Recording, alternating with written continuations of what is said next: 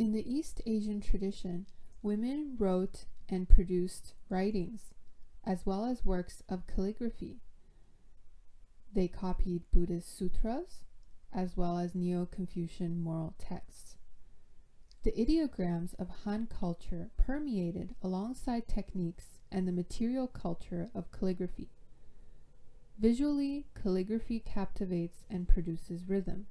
Energetically, calligraphy connotes the presence of the vital life force. As the famed calligrapher Kazuaki Tanahashi said, sometimes the calligrapher and the brush became indistinguishable. Yet the best-known calligraphists in the East Asian tradition are mostly men. The 7 sages of the bamboo grove who wrote calligraphy in nature were all men.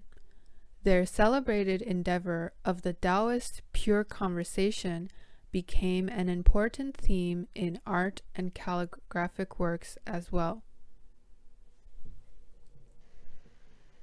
Scholars such as John Berger of the 20th century have observed the power relationships within visual imagery of oil paintings such as those produced in Europe between the 17th to 19th century.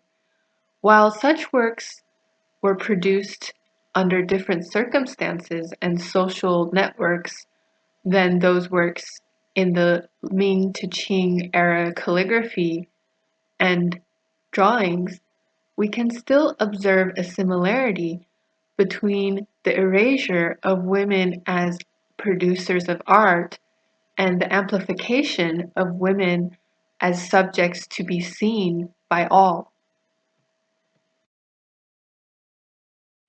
While researching for this project, I found many other documentaries that featured male calligraphers within the time of video demonstrating calligraphy to female spectators. This also promotes the idea that men are the carriers of the tradition of Chinese or East Asian calligraphy. Throughout history, there were many styles of calligraphy, though some may have been lost. Over time, the Chinese calligraphic tradition evolved into 7 major Chinese scripts. C.Y. Fushen outlined the historical script as oracle bone script, bronze script, seal script, clerical script, regular script, running or semi-cursive script, and cursive script.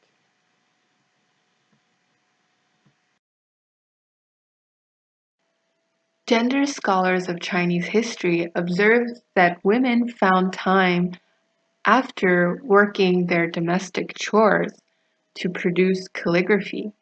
For example, in Susan Man's book, she found the poet Kong Ji-ying under the pen of Zhu Yun, who attempted to portray her as a devoted mother while describing her calligraphic activities. Quote, "She was a gifted calligrapher and painter. Because her husband traveled abroad, each night she would teach her son his lessons and instruct the maid in weaving the whole night through. She once wrote the following line, 'Inside the study, I watch my son discussing the Analects of Confucius by the light of the lamp. I teach my maid to cull the wool cotton.'" The book cover of Susan Man's book Precious Records similarly reflected the power relations between learned women and the learned men. The male painter here depicted a Han Dynasty historian, Ban Zhao, within her domestic realm. Ban Zhao holds the brush in her right hand, dutifully passing on the knowledge to a boy in front of her. The boy most likely will carry on her legacy and promote the values that she upheld.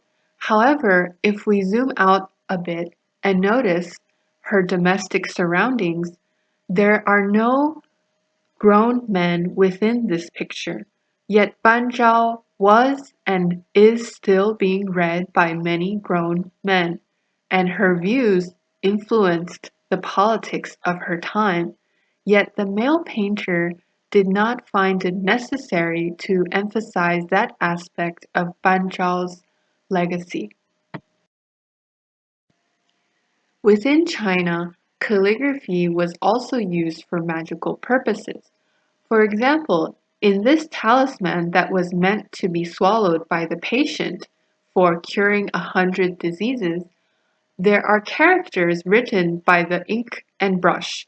However, not all of these characters are used within regular print. These characters meant to have magical purposes and were not always meant to be read aloud. While the disease-curing talisman was issued by a Taoist priest, here we see ofudas from Japan issued by Shinto priests. They are usually renewed every year before the end of the year and attached to any household structure. They are believed to protect the family and residents from general harm, including diseases. The power of the written word is also found in Korean mythologies, such as Samani lived 3,000 years. When the king of the underworld and his assistant went to earth for some matter, 3 messengers sneaked into the judge's room and searched for Samani in the book of life. They found that 30 years was the length of Samani's destined time, written in the book. Messenger Chonhwan suggested, "Why don't we edit the book?" Another said, "But we don't have any idea how to fix it." After some thought and discussion, the 3 messengers decided to change it. They dissolved 1,000 ink sticks on 10,000 ink stones and dipped a calligraphy brush in the ink. Then they struck a single line diagonally on top of the character 10, 10, to make it the character 1,000, 千. "This should be good enough for him," said Messenger Chonhwan.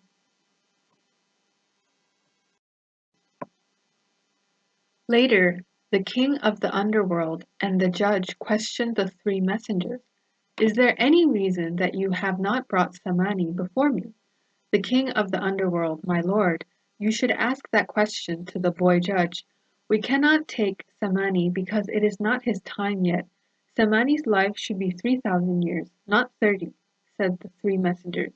"What are you saying?" The boy judge scolded them with a dubious look, then opened the book of life and said, "I thought that Samani's life was 30 years. However, now I see one more line in the book. Therefore Samani's life should be 3,000 years." In the end, Samani of the country of Chunyon lived 3,000 years because he protected himself from the 3 messengers of the underworld.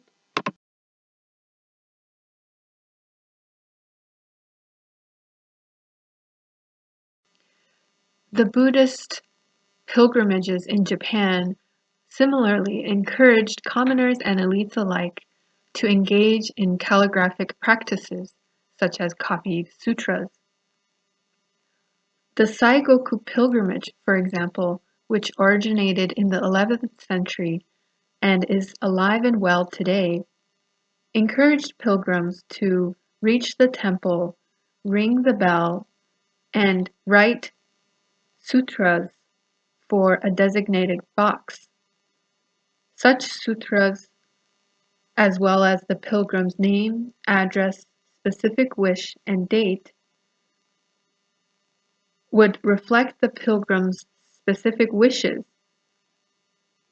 and serve as a medium between the aspirations of the pilgrims and the Buddhist monastery's role of helping them achieve such aspirations.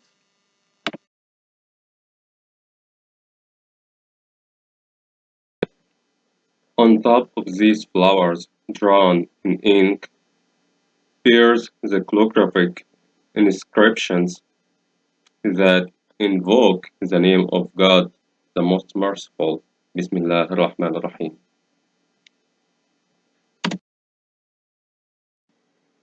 Here we see an example of Arabic calligraphy written by possibly Chinese hands, a Muslim meat shop sign in Hankou, Hubei, China.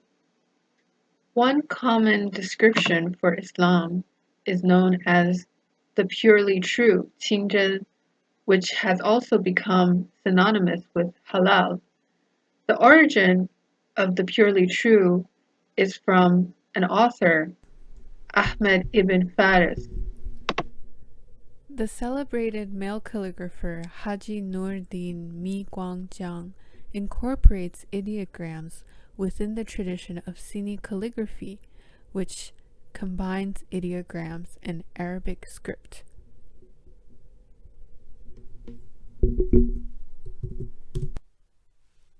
Despite many kinds of hair brushes and paper used for Chinese calligraphy, the instruments used for hand copying Islamic texts in China remained similar to those used in Iran and Egypt. Madrasa students in Gansu would begin their training first with copying their textbooks by hand.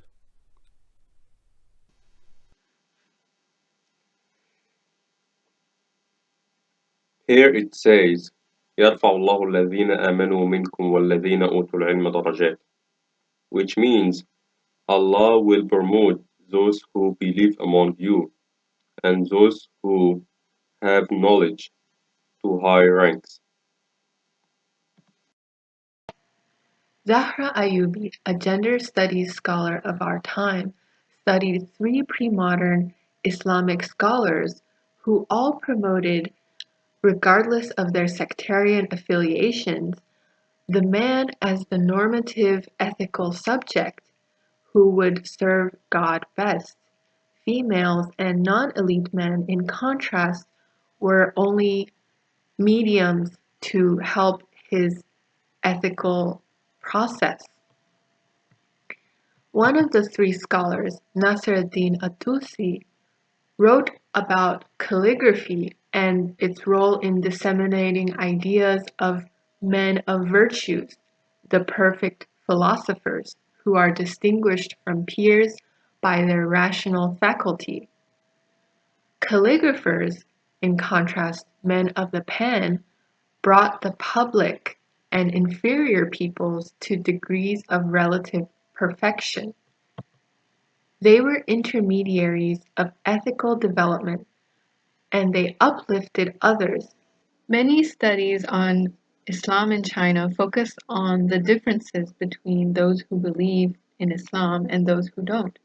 But from a gendered perspective, we can see that there are many convergences between the Confucian and the Hui Muslim tradition. For example, in the realm of calligraphy, many Hui Muslims who practice the art of calligraphy are also men. From the Qing dynasty to this day, some Han women of a particular region engage in the activity of writing to each other in ideograms different from those which can be read by any gender. Such writings bear similar sounds to their local dialect. Such an interesting development in gendered texts offer parallels with women of Choson Korea, who could read phonetic Hangul rather than the male-dominant usage of Chinese ideograms. In the modern era of mainland China, Mao Zedong instituted a new type of abbreviated characters, 简体字, in an attempt to make the learning of Chinese characters more accessible to more people. Xu Bing's pseudo-calligraphic scripts extend such historical acts, building towards the future while acknowledging the past. Xu Bing also engages with the historical phenomenon in which Chinese characters arrived in distant lands including Korea and Japan in his projects such as New English Calligraphy. He uses old Chinese scripts to interpret English and characterize English. He also engages with print technology and digital technology in his computer font project, further extending the idea that Chinese is not limited to a certain ethnicity or a certain region of people.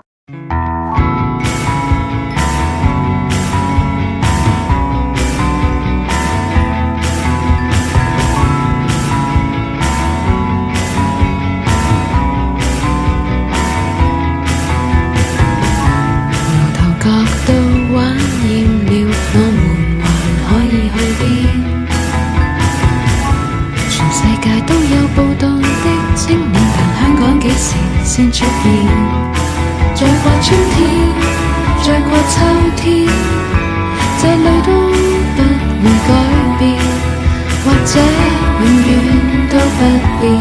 如果我們都只願做旁觀的青年，牛頭角的日出都看厭，時間不站在你身邊。的樂隊解散了，還記得穿橙色衫的